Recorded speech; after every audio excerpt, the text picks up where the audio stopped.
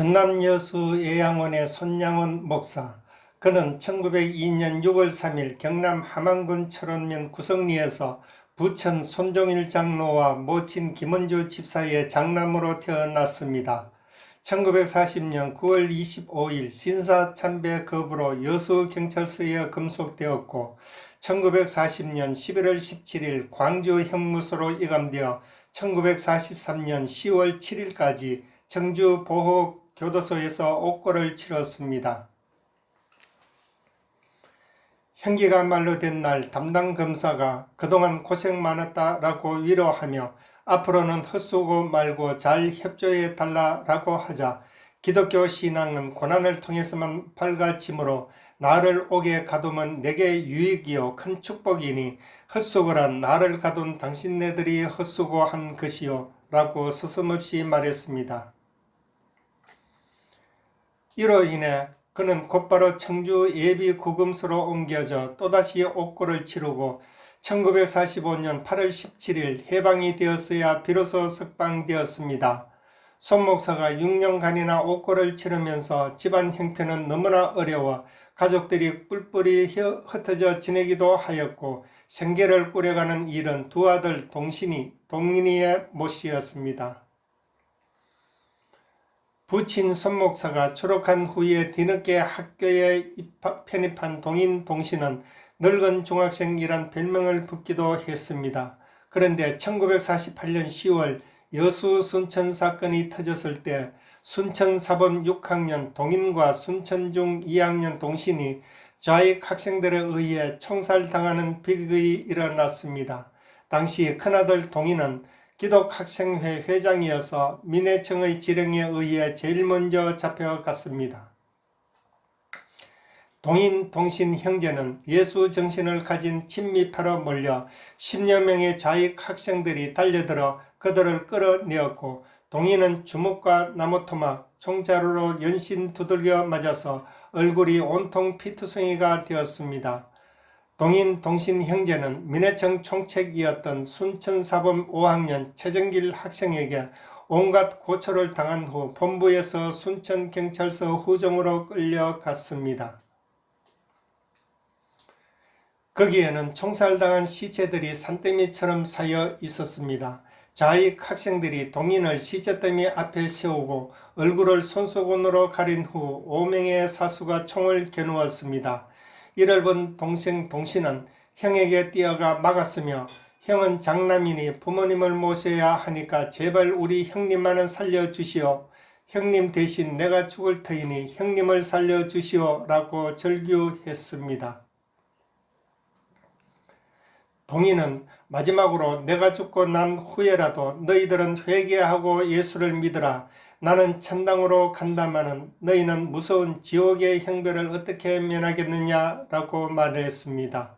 이에 흥분한 좌익 학생이 이를 갈면서 사격을 명했고 동인은 애만소총에 가슴을 맞고 피를 흘리며 이내 쓰러지고 말았습니다.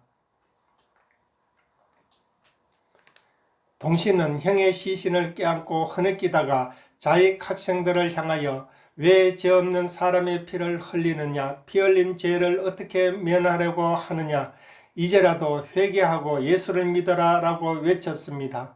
이에 이놈은 형보다 더 지독하다라고 하면서 5명의 사수가 무자비하게 방아쇠를 당겼고 두 팔을 든 동신의 힘없이 형 동인 앞으로 쓰러지고 말았습니다.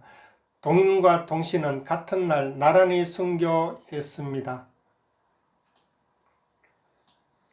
이 소식은 그들이 총살당한 지 나흘이 지난 10월 25일이며 설마하며 마음 졸이던 가족들에게 전해졌고 순천경찰서 뒷마당에 버려졌다가 가만히를 덮어두었던 두 아들의 시신은 10월 26일 석양무렵 예양원에 도착하였습니다. 그리고 장례식은 반란군이 국군에 의해 진압된 10월 27일 오전 10시에 치러졌습니다. 손 목사는 두 형제가 생전에 말하기를 아버지가 섬겨받던 예양원을 위해 일하겠다고 하였으므로 예양원 동산에 묻도록 부탁하였습니다.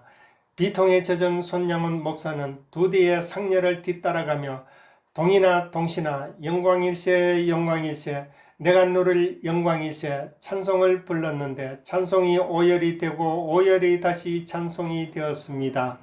손 목사는 답사 차례가 되자 전날 준비한 10가지 감사문을 침착하게 읽어 내려갔습니다. 여러분, 내 어찌 긴 말에 답사를 드리리요. 내가 아들들의 순교를 접하고 느낀 몇 가지 은혜로운 감사의 조건을 이야기함으로써 답사를 대신할까 합니다. 첫째, 나 같은 죄인의 혈통에서 순교의 자식들이 나오게 했으니 감사. 둘째, 허다한 많은 성도들 중에 어찌 이런 보배들을 주께서 하필 내게 맡겨주셨으니 감사. 셋째, 삼남 삼녀 중에서도 가장 아름다운 두 아들 장자와 차자를 바치게 된 나의 축복을 감사. 넷째, 한 아들의 순교도 귀하다 하거늘 하물며 두 아들의 순교일이요 감사.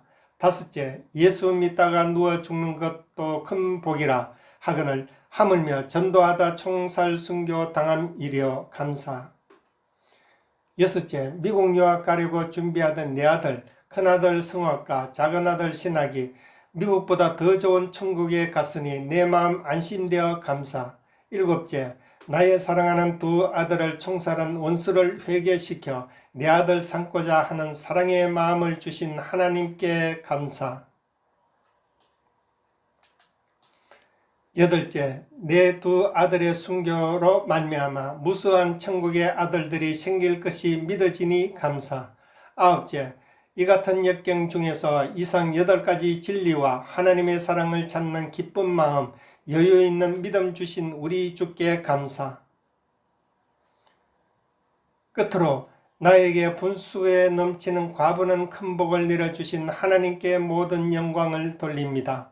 이 일들이 옛날 내 부모님이 새벽마다 부르짖던 수십 년간의 눈물로 된 기도의 결실이요 나의 사랑하는 나 환자 형제 자매들이 23년간 나와 내 가족을 위해 기도해 준 그 성의의 열매로 믿어 의심치 않으며 여러분들께도 감사드립니다. 두 아들을 읽어버려 비통에 젖어 있는 순간에 10가지 감사를 고백한다는 것은 결코 쉽지 않은 일입니다. 장례식장에서 손 목사는 답사를 마치고 중요한 결심을 발표했는데 두 아들을 죽인 원수를 용서할 뿐만 아니라 그를 회개시키고 새 사람으로 만들어 믿음의 아들로 키우겠다는 것이었습니다. 이에 아내는 물론 자녀들과 애양원의 식구들 모두가 반대하면서 세상에 이런 법이 어디 있느냐고 통곡하였으나 그때 손양원 목사는 이렇게 답변했습니다. 여러분, 다른 민족이라도 구원해야 할 터인데 동족끼리의 권력 상자는 민족의 비극이요 국가의 참사입니다. 보복 행사가 반드시 있을 것이니 이 민족 이 동포가 이래 죽고 저래 죽으면 그 누가 남겠습니까? 그런즉 내 곧 사람을 보내 두 아들을 죽인 범인을 용서토록 하고 그를 양아들로 삼겠습니다. 손 목사는 대한민국의 좌우 대립이 극에 달했던 시대의 아픔을 그대로 겪었고 야수 같은 공산당에 의해 두 아들의 희생으로 그 아픔은 누구보다 컸습니다. 그러나 자식 잃은 부모의 찢기는 아픔보다 좌우로 분열된 내 조국의 찢긴 아픔을 먼저 보고 더욱 절규했습니다. 사랑의 원자탄이란 그의 별명은 기독인으로서의 사랑을 넘어 온 국민의 화합을 위해 자신을 기꺼이 희생한 그의 위대한 애국 애족의 정신을 대변해 줍니다. 여수 순천 사건 때 동인 동신 두 아들이 공산주의자들에게 총살을 당하고 그로부터 약 2년 후 6.25 전쟁 당시 손 목사는 피난을 가라는 주위의 강력한 경고에도 거절하였습니다. 그 이유는 25년간 동고동락했던 나환자들을 버려둔 채 내 일신의 안전만 도모할 수 없다고 거절하고 애양원에 머물다가 1950년 9월 13일 인민군에게 검속되었습니다. 좁은 유치장에 갇힌 지 15일째인 9월 28일 인민군은 여수에서 구금된 200여 명의 우익 인사를 속여 그들을 이끌고 도주하였습니다. 그러나 그들을 이끌고 도주하다가 여수시 둔덕동 과수원 골짜기에서 무차별 학살을 자행하였는데 이때 손 목사도 총살당하여 48세로 그의 파란만장한 생애를 마쳤습니다. 손양은 목사는 안재선을 부산 고려성경고등학교에 수학하도록 하여 전도사로 키웠습니다. 안재선은 성경학교 졸업 후 잠시 부산의 어느 교회에 전도사로 있었습니다. 그러나 주위의 눈총 때문에 이룰 수 없었고 결국 세상 사람의 눈을 피해 숨어 살았습니다. 말년에는 제주도에서 어물도매 사업을 하다 1979년 서울에서 생을 마감했습니다.